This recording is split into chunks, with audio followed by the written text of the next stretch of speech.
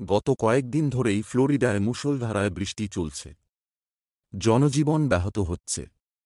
এমনকি রাস্তায় জল জমে বন্যা পরিস্থিতির সৃষ্টি হয়েছে। সম্প্রতি সোশ্যাল মিডিয়ায় একটি ভিডিও ভাইরাল হয়েছে। এই পরিস্থিতিতেই আজ অর্থাৎ 15 জুন ভারতের ফ্লোরিডায় খেলতে নামার কথা ছিল কানাডার বিরুদ্ধে।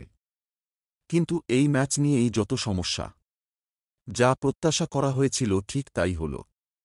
বৃষ্টির জন্য ভিজে থাকে আউটফিল্ড, আম্পায়ার এবং ম্যাচ অফিসিয়ালরা বারংবার মাঠ পরিদর্শন করে। অবশেষে তারা জানিয়ে দেয় ভারত বনাম কানাডা ম্যাচ বৃষ্টির জন্য বাতিল। ভারত বনাম কানাডা ম্যাচ ভেস্তে যাওয়ায় খুব একটা সমস্যা হবে না রোহিত শর্মাদের, কারণ ইতিমধ্যেই তারা সুপার 8-এ জায়গা করে নিয়েছে।